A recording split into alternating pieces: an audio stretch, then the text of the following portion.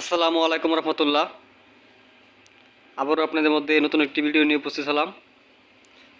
আজকের ভিডিওটি হচ্ছে, আমরা স্ক্রিনে দেখতে পাচ্ছি অ্যাফার্মেটিভ টু নেগেটিভ। আমরা কিভাবে সহজে অ্যাফার্মেটিভ থেকে নেগেটিভ করব সেইটাই আজকে দেখব।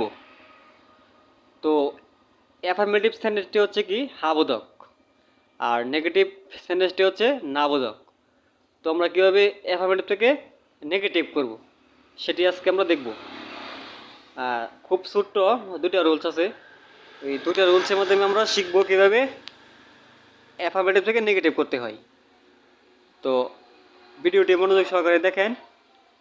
আশা করি আজকের পর থেকে আর অ্যাফার্মেটিভ থেকে নেগেটিভ করতে কোনো সমস্যা হবে না ইনশাল্লাহ। তো দুটো রুলস আছে। প্রথম রুলসটি হচ্ছে এভরি। এভরি থাকলে দেয়ার ইজ নো হবে। এভরি থাকলে এভরি জায়গায় কী হবে? There is no plus every এর পরের নাউন, এভরি এর পরে যে নাউনটি থাকবে সেই নাউনটি, এবং প্লাস বাট কী হবে? প্লাস বাট প্লাস বাকি অংশ। তো আমরা কী শিখলাম? এভরি থাকলে এভরি এর স্থলে কী হবে? There is no. এভরি এর জায়গায় হবে দেয়ার ইজ নো, এবং এভরি এর পরের যে নাউন, এভরি এর পরের নাউনটি নিতে হবে, এবং বাট নিতে হবে একটি, বাট প্লাস বাকি অংশ। তো আমরা একটি এক্সাম্পলের মাধ্যমে দেখি, বিষয়টি আরও ক্লিয়ার হবো। এখানে একটি এক্সাম্পল দেওয়া আছে, এভরিবডি অ্যাভ্রোস হিম। প্রত্যেকে তাকে কী করে? ঘৃণা করে। সবাই তাকে ঘৃণা করে, এটি বলছে নেগেটিভ পর্যন্ত। এখানে কি আছে? অ্যাফার্মেটিভ আকারে আছে, সবাই তাকে ঘৃণা করে। তো এটাকে আমরা কীভাবে নেগেটিভ করব? এভরি এই জায়গায় কি নেব? There is. এভরি এই জায়গায় নেব দেয়ার ইজ নো। তারপর আছে কি?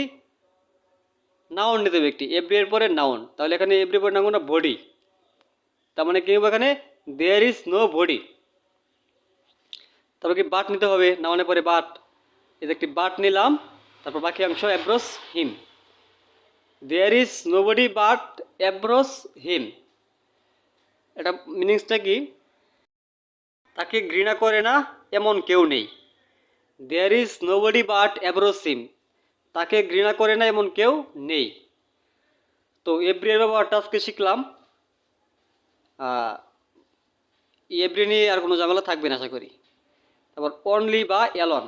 অনলি বা অ্যালন থাকলে নো, নান বাট। অনলি বা অ্যালন থাকলে হবে কি?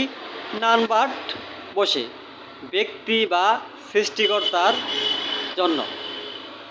কিসের জন্য বলছে নান বাট? ব্যক্তি বা সৃষ্টিকর্তার জন্য। আচ্ছা, একটা এক্সাম্পলের মাধ্যমে দেখি। ইট বিগেস্ট অনলি দ্য ওয়ার্স্ট।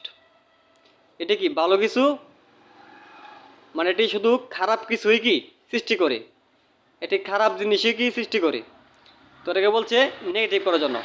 তো নেগেটিভ কীভাবে করবো? ইট বিগেস্ট, এই যে অনলি অথবা অ্যালন, এখানে আছে কি অনলি, তাহলে আমরা অনলি প্রয়োগ কি লিখবো? None but. অনলি থাকলে কী হবে? নান বাট, এবং অ্যালন থাকলে কী হবে? None but. এখানে অনলি আছে, আমরা নেব none but. It biggest none but the worst. একদম সিম্পল, একদম সহজে করে ফেলছি।